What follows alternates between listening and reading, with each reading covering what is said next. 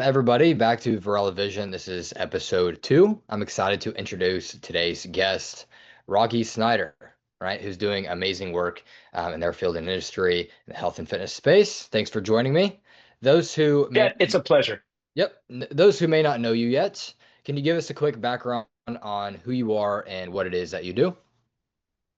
Oh, let's see. Yes, I guess if there was a title early in the 90s, I guess you would have called me a personal trainer.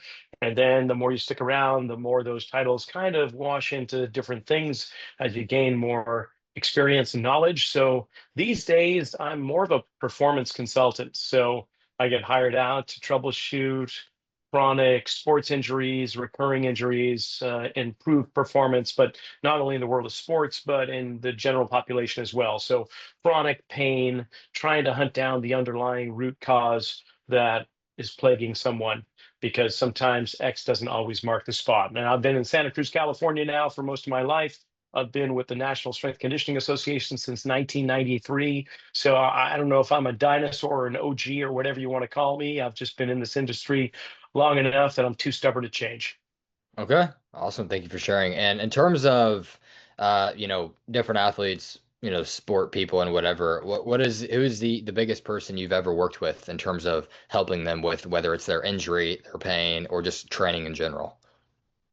Well, I've worked with, I guess most recently, Paige Beckers. Worked with her while she was at the University of Connecticut, and then as she got drafted to the Dallas Wings this past late spring, early summer, worked with all the pretty much the whole lineup, the whole roster of the UConn Women's National Championship basketball team for the last season. Worked with the San Jose Sharks, but uh, some an athlete from the Golden State Warriors. I generally try to keep the names out of it, but at the same time, I like working with the medical and training staff so that Yep. they can take that information and then filter it down into their team of athletes. It's fun to work with the athletes, but at the same time, it's nice to work with the colleagues as well. Of course, right? Because if you're working with the colleagues or the medical staff or trainers, you could teach them several things, and then they could teach several other people things, right? Instead of you trying to do, the whole boat, you could teach like the captain, and then the captain teaches the rest of the boat, right? You got it. Exactly. Okay. And I know you mentioned, you've been doing this for 20 plus years. What first drew you into this type of work, and what big goals are you focused on right now, personal or business? So what drew me into the work was just serendipity. It was happenstance. I moved out to California, didn't know what I was going to do after finishing at the university on the East Coast. And it just so happened there was a health club nearby that was offering employment. And so I applied and became an instructor there. And this was in 1992, before personal training really became mainstream.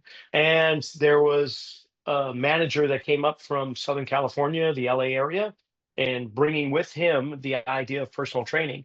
And so myself and maybe one or two others that were on staff were selected to become personal trainers. And I just couldn't get over the fact that I could make a career out of staying in a gym and counting to 10 and lifting heavy things and teaching people how to do that. And I'm being kind of silly with that, but that's how it kind of started. And then it just evolved from there. A few years later, 1996, I opened up the doors of my own training facility in Santa Cruz, and we're in our 30th year now. And in that time, we've been through a whole sort of different things in terms of the industry. I've written 4 books on strength training conditioning, some for adventure sports, others kind of like a culmination of the work that I've done over the last 30, almost 35 years of training. And um, and just do I've created my own podcast, so which was now 5 years, 20 seasons. We're into our 20th season now. And that's called Awesome. the Zealous Podcast, where those colleagues I mentioned in the world of sports, the athletic trainers and the physical therapists, performance directors, those are the people that are my guests every Monday morning, whether it's in the NFL, the NBA, NHL. Those are the sit down conversations I have with uh, with my guests. And yes, and then a whole bunch of video content, not just for social media, but my own YouTube channel. You just start to manifest a whole bunch of things when you have a little time on your hands. Of course. Yeah. Thank you for sharing. And I mean, I know being personal trainer in the year of, personal trainer of the year in 2023, that's a big milestone, right? So first of all, congratulations on that. And for anybody watching, the difference between the industry 15 to 20 years ago compared to now, coming 2025, almost in 2026, how has it changed? Oh, we could talk in many different silos. Thank you for the acknowledgement of the award. I mean, I just sit with a whole bunch of other people that have been honored enough to receive that with the National Strength Conditioning Association. But how has it changed in the last, say, 15 years? Well, obviously, we've got artificial intelligence that's taken the forefront of a lot of things, including program design, and marketing, and a bunch of other elements that fitness professionals can use, whether it's designing their own blogs, their own program designs, coming up with presentations, and or even helping to write books or manuals of that sort. But really, in terms of the workforce, it's changed dramatically, especially post COVID. It used to be that the average personal trainer was in the industry for somewhere between 3 to 5 years after becoming certified. And now I think it's just about 12 months. So you go out, you study, you take the exam as a personal trainer, you get certified. And if you last for more than a year, you're in the minority now. Yeah. So And those are the kind of the big things. I think yeah, the information that's out there in terms of uh, that's at our fingertips or thumb tips is much more readily available. When I began, there, not to date myself, but in the early '90s, nobody had personal computers. Internet was just starting to slowly come about, so the number of sites of information were limited, and you really had to get your information from periodicals, magazines, journals, and libraries. So now there's a just a tremendous amount of flow of information. It's just how do you hunt down the proper information, and how do you discern whether it's accurate, truthful, or if it's just a fabrication of something else. of course, yeah. And I know you mentioned you touched on like technology and like artificial intelligence, like AI, and it's definitely changed not only since like the internet came around, but also COVID as well. Could you touch a little bit more on like how COVID really affected, the personal trainers going from like 3 to 5 years in certification going to just 12 months? Sure. For many personal trainers, gyms, big health clubs had to shut down because they were deemed non-essential during the pandemic. And that's neither here nor there. It's just a fact of what happened. So personal trainers were either needing to find a new career or find a way to continue their career in parks, in clients' homes, potentially in garages, or just opening up their own space. And many of the health clubs recognized that, there was a lot more. Uh, there was a lot more overhead trying to manage personal training than there was profit. And so several of those large clubs have stopped offering personal training. So now there's fewer opportunities for Right. personal trainers to seek employment. And then, for many, it was just enough to be done with it. They were on the cusp. They weren't sure if they're going to continue their career. So many just opted into some other field. And now that diminished the amount of senior professionals, I guess you'd say, those with enough experience and knowledge to be mentors to the younger trainers. So now you have fewer trainers, fewer opportunities, fewer mentors. And to be honest, personal training is not the easiest business. You need to sell yourself and you need to be effective. You need to know how to market and network. There needs to be an element of business management and not just fitness education. So a lot of personal trainers may not have that background, and they have this idea that, oh, I can be a trainer. It's just working out. I can make my own schedule, just see a few clients, charge this amount, and therefore I would be making some good money with not working that much. But the truth behind the scenes is, no, it doesn't work that way more often than not. Right. Right. Absolutely. Yeah. And I'm glad you touched on that. I've heard that from several different people as well. People think they can step foot into the industry just start selling whatever it is, their, in-person coaching, online coaching. But what they don't realize, the marketing and strategies behind it is actually themselves and, what they have, right? And people don't have morals when it comes to it, whether they believe in whatever or not. You really have to be a genuine person and want to help people if you want to progress in this industry, right? If you're just in it for the money, I don't think people will really truly go that far. But if you actually have proven results with what you have and what you've done and your testimonies and your clients, then I feel like that's what ultimately grows a business in general, right? I think you're right. Yeah. Now, I know there's a lot of noise in every industry, especially the health and fitness. Like we just mentioned, there's people who are in it for the money, there's people who are in it for generosity and several other different reasons. And, after COVID, adapting to artificial intelligence, everything of that nature, how do you guys stand out? What's your unique angle or belief that sets you apart from the crowd and the noise? My ultimate goal is to change the approach of Western fitness as we know it.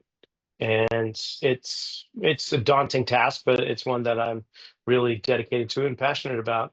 I Yep. find that we in America have created exercise programs based on bodybuilding, which is just how big can I get my muscles and how nice can I look in a bikini in the mirror, right? Right. It's not like well, if you think about chiropractic medicine, osteopathic medicine, yoga, Tai Chi, other martial arts, massage therapy, they all have the same fundamental philosophy that if we bring the body into a more balanced state where things align better, then we're going to have a greater chance at longevity, reduced pain, reduced inflammation, reduced dis-ease. And Right. unfortunately, the kind of programs that you're doing in the health clubs and in many workout facilities are not taking that into consideration. You're going to focus on the exercises you're very good at, which are not necessarily fundamentally resembling daily activities. No one lays down on their back and pushes weight repetitively up and down off their body. But yet, every guy does bench press as part of their routine. And that over time will develop imbalances. It will pull us out of alignment. It will cause a lot of itises like tendonitis, bursitis. It'll create a lot of other pain, that musculoskeletal pain that we spend billions and billions of dollars annually in this country trying to remedy.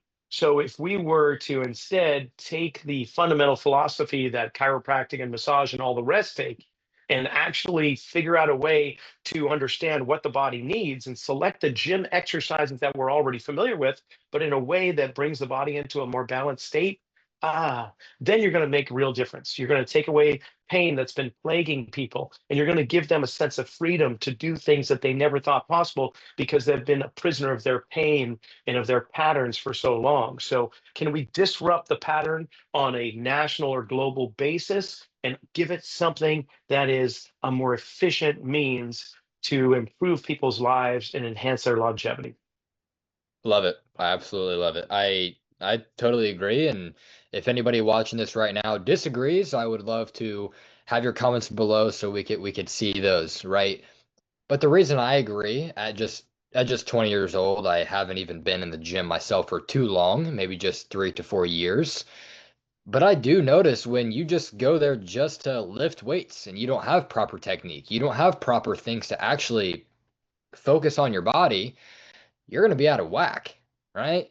Just like Rocky said, everybody, when you're in misalignment, you're not really going to, grow or improve as much as you can with like actually being aligned, right? So, Rocky, you feel like being aligned with not only your body and mind in the gym is important for growth, but really just having somebody by your side and something that can help you, correct?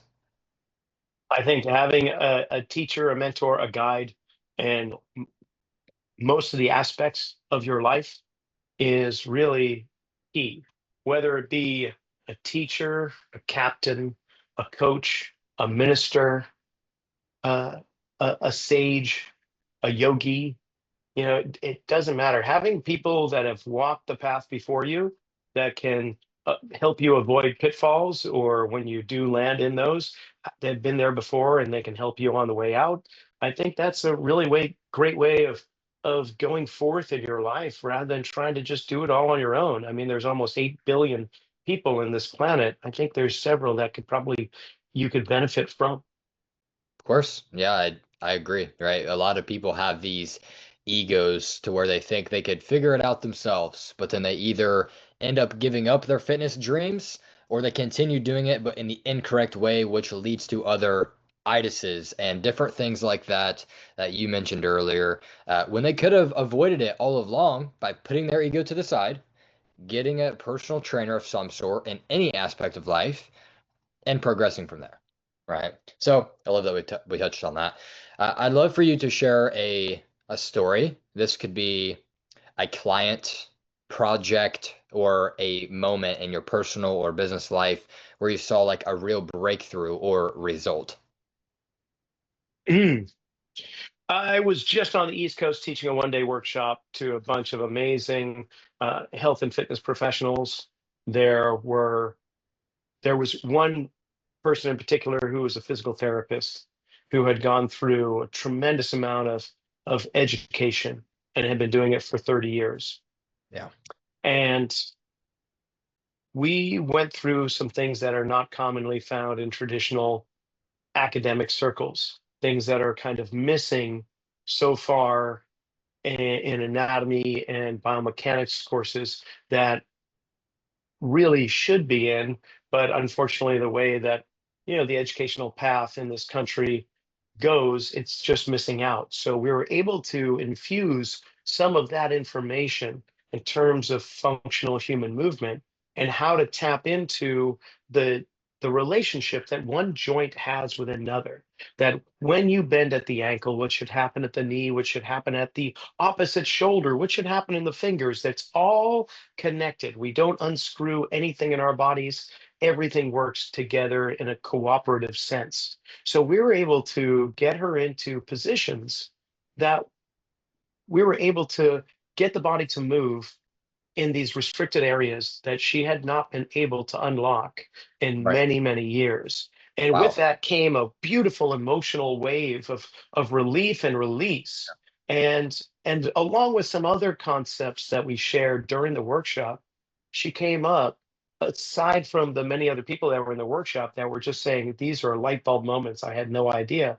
But she came up and said, in the 30 years I've been a physical therapist, nobody's ever told me the things that you told me this weekend.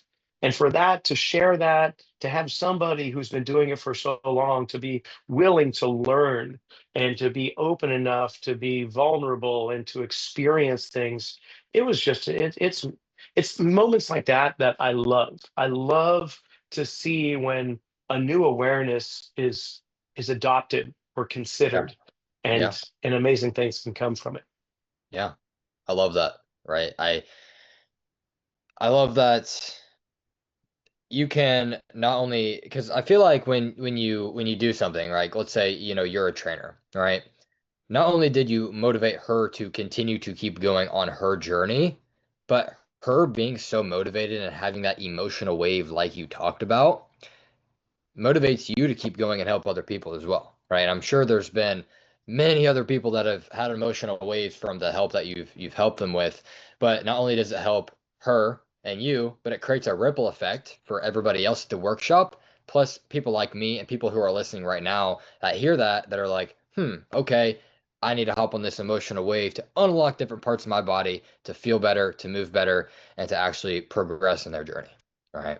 Jed, it may sound funny, but we keep boxes of Kleenex of tissues all around the studio. It's not just in the restroom or the front desk, but it's in the training area as well, because we recognize that the emotional, the spiritual, and the physical frame are all intertwined, and you cannot Yep. separate one from the other. And when you affect one, you affect them all. Mhm. So if we create restrictions in the physical frame, you're also creating restrictions in your spiritual health as well as your emotional state. And as we clear up one, as we free up the spirit, we free up the physical frame. Or as we allow the emotions to be released, we allow the physical frame or the spiritual being to be released as well in a way that is beneficial.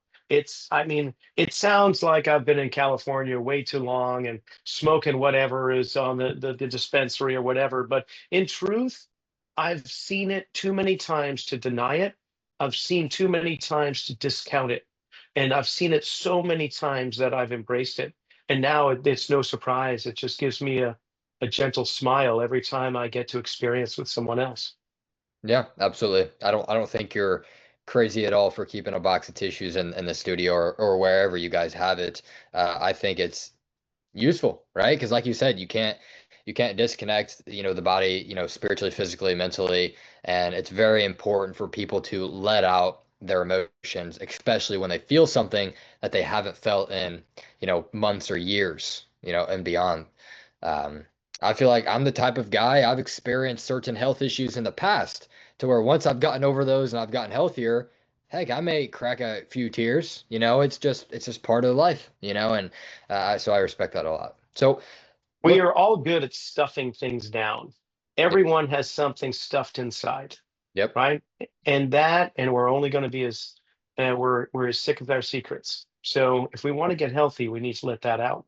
And I know it sounds strange from a personal training perspective, but it's a big element of what we do here. We don't just get muscles stronger and bigger. We actually try to improve the quality of people's lives from all perspectives. yeah, I respect that a lot. And like you said, it's not just about getting bigger muscles or losing the weight. You got to really be connected and aligned with every aspect of your life, mentally, spiritually, and physically, because that's how you really grow as a person and human, I believe, right? So, thanks for sharing that. Looking 6 months, 8 months, 12 months, 2 years, 5 years ahead, what's the vision? Where do you want to take things next after everything you've already done? Well, we've established ourselves pretty well in our local community here on the Central Coast, and for the last 30 years, been serving mainly the general population that resides within Santa Cruz County. But I feel like I've got a great staff that can continue that journey on, and that I can start to focus on the a greater demographic, a greater geographic area, and that is traveling a lot. There's usually about once a month where I'm traveling and either presenting at conferences or teaching workshops or working with teams or a group of professionals. And that's my vision, creating more online educational opportunities for health and fitness professionals, giving them continuing education credit for their studies, and really developing some sound information that helps to give them an alternative view to the current mainstream approach in the Western world. Okay, for sure. Yeah, I think expansion, going from in person to online is huge, and then traveling as much as you do can really help more than just a couple hundred people. You're helping thousands of people like you already have, and you're going to continue to. I think a lot of people don't like to put themselves online because they're worried about certain things, but if they would just, put that thinking aside, they would realize how much more people they can help. There could be a person all the way across the United States or even the world that you would have never talked to in person or heard of, and you could help them, right? So I like that. Now, you've had an incredible journey so far. I mean, it's awesome hearing about that. I know you mentioned, one of the like many different goals, like just expanding, going online, all of that stuff. You guys are already online, obviously. I've checked out some of your stuff. I was actually spending probably more than enough time than I was supposed to before this. I kept seeing things like results and client testimonials. For anybody watching, I'll put their link in the description of the video that you can check them out. But I was very intrigued the more and more I scrolled on the website, just very slowly, right? But hypothetically, if you had a magic wand, right? Say you could fix one thing in the business right now, right? That is either holding you back or slowing you down to get there, what would that one thing be? Aha. If there's one thing within the industry of like personal training, I I think there's an issue with the for-profit and non-profit organizations that are out there. I think that there there needs to be an there needs to be a greater relationship between all the organizations, that Yeah. they don't necessarily have to offer the same information, but there it's almost like there needs to be a consortium where everyone is working toward the greater good and they're not just isolating themselves from everyone else in the pursuit of who can do more. You're I right. think that's what would be great if there was Okay. more collaboration rather than competition. Okay. Yeah, you heard it, everybody. More collaboration, less competition, right? So specifically in your business, right? If you had that magic wand again, if you could fix anything that is holding you back or slowing you down to get there, whether Mm. it's your online presence, traveling, anything in general, what would that one thing be for your business specifically? I would take my name off the door.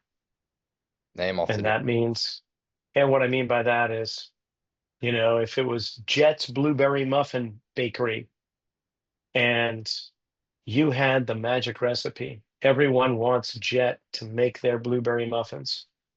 Uh, and then you hire others that are amazing bakers and they can make those muffins just as good, maybe even better.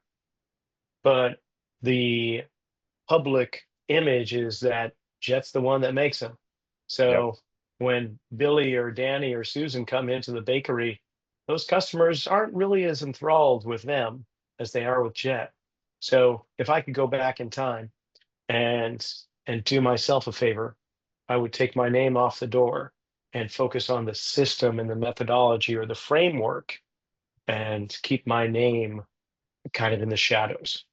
But Okay. that's not the case. So now, you go with what you have, Yep. and because there's recognition with that, and I guess I'll just keep my name going. Okay. For sure. I respect it, right? I think what you've built, a lot of people love, and a lot of people are going to continue to love, and more people are going to see it after they see this as well, right? So don't be shocked if you have a bunch of new random website visitors or clients trying to hit you up. So, anyways, going back to what we talked about earlier, going from 15, 20 years ago, or even 30 years ago to COVID to now, uh, how would you say you guys have adapted to that? Are you guys integrating more artificial intelligence and certain things like that for anything in your business specifically? Yeah, I will utilize AI to help reduce some of the man hours in ways, not to necessarily design programs, but to help with educational content, organizing thoughts, creating timelines and scaffolding information and putting together, helping to put together kind of a slide outline, those type of things I'm using AI for. But post COVID, the biggest challenge that we've had is actually staffing, and I think that's pretty common across the board, no matter what industry you speak to. I think that the way in which people think about day-to-day employment has greatly changed, and I think that there is a greater expectation. I won't use the word entitlement, but I think there is a greater expectation to the 20-something-year-olds and maybe early 30-something-year-olds, where they have greater expectation than what I think the majority of employers have. And so there's a disparity there that needs to be addressed and hopefully rectified and maybe a middle ground to reach. But yeah, there used to be a certain higher level of commitment to whatever job you have. And I think that is changing. And I don't mean it's a bad thing. It could be a good thing. I just know that it's something that I'm not accustomed to. So I either have to adapt and understand what that's all about and work with it, or maintain a certain kind of core value and expect there's only so many people that are going to fall into that silo. And I'm probably going to miss a whole bunch of other people that aren't willing to go along those frameworks. I Absolutely. hope I'm if that makes sense. I hope it's not too Yeah. nebulous. No, yeah, it does make sense. And can you elaborate more on like staffing in terms of what area of the business specifically you would need staffing for, maybe that other businesses are struggling with as well. What are some areas of your business that you are looking to staff more? Well, the trainers themselves, the staff trainers, personal trainers. I mean, if they're only going to be in the industry for 12 months, then the turnaround is tremendous. And the amount of time that you spend cultivating and interviewing, and then there's training and knowledge you need to share because being a certified personal trainer to me means you have the basic minimal amount of knowledge to be potentially safe. It Mm, doesn't mean that you have the knowledge to be truly effective at what you're doing because it's just the I won't say the bare minimum, but it is the acceptable amount of information required from most organizations to to be certified. And so the work that we do here is above and beyond the basic information. So we're talking weeks and weeks, if not months, of bringing trainers up to speed. And that means that we're paying them for that time, and it also means that while I'm doing that, I'm also training clients and they're shadowing me. So now I'm working two times as hard and I'm paying them to learn. And then 6 months later, they come up and say, you know what? I'm going to be moving or I'm going to be changing. I just need to give you notice. And so yeah, that's the thing that we're commonly finding. And that's the biggest challenge. So it right. used to be that our staff trainers were here with us for 3, 4 years or so, some more than that. But in the last 2 years, 3 years, maybe even four, the average amount of time is more like 10 months, which makes it really hard to really kind of put your energy and your mindset into, okay, here's what I'm going to do. I'm going to spend the next 3 months just working my tail feathers off to bring you up to speed. And then 7 months later, you're going to be gone. Right. Can you see how that's kind of a hard thing? Oh, of course. Yeah, the retention of certain things. And I feel like with even I'll be honest, I'm 20. I feel like people from 18 to 30, we've adapted to so much of this new world stuff that nobody wants to do things for the long term, which is a bad thing, right? And I'm glad that I've separated myself from that. People, like you said, after 5, 6 months, they've learned the information and they're like, I'm gone. But why? It doesn't make sense if they were just staying for the long term and actually care about people and their career and your business, it would be a lot better for them, right? But we'll truly Yeah. never know why they make those decisions, but hopefully very, very soon that can be fixed, right? Well, I think that the way in which we're overstimulated is a big part of it. I mean, how many people can actually sit through an entire movie without pulling out their phone for more video stimulation? How much can you go to a restaurant and not pull out your phone and just have a conversation? It's just that we are now programmed to have short-term excitement, short-term benefits, and it's permeating into every industry, not just ours. Yeah, of course. Yeah, our attention spans as a whole and just this new world is crazy, right? I'm glad you mentioned that as well. I wonder if anybody watching right now agrees, which if they don't, they're kind of lost, right? But so my last question for you, what is your favorite book or your favorite podcast? Ooh. Oh, Mel Robbins is dang good. She has a lot of great insight and great information. She's funny, witty, and really offers great practical advice. I gotta say, my wife and I really enjoy listening to her podcast. Other than that, Strength Coach podcast with Anthony Renna, Mike Boyle, that's great. And of course, I think, yeah, those would be some really fun ones that I really like to listen to. I do like to shop around with podcasts based on my subject matter that I'm interested in. So I don't typically stay with one podcast, but will just kind of cruise around with a whole bunch. And what was the other aspect? So you asked me two questions there, I think. Podcasting, what was the other one? It was mainly just either your favorite book or podcast, Oh, so that was mainly favorite question. book. Favorite book, Boys in the Boat. Boys in the Boat. If you can understand what the story is going to be just by the cover, and you've given away the outcome, you've got to be a darn good writer to keep somebody captivated. So the 1936 University of Washington men's row team going to the Berlin Olympics and winning gold, that it tells you right there what it's about. So you know how the book's going to end, and yet I couldn't put it down. I can read that over and over, and it's the most amazing, the most amazing novel. Uh, Yeah. that I've read in a long, long time. Awesome. I'll have to check that out for sure. So, Rocky, before we wrap everything up, where can people follow your work, learn more, or connect with you?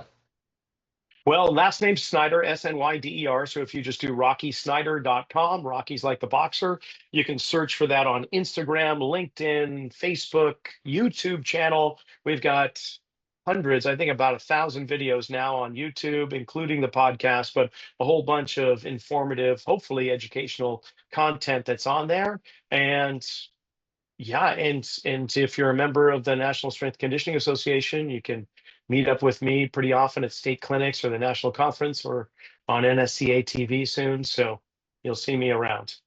Yeah, awesome. And if a listener takes just one action from today's conversation, what would it be?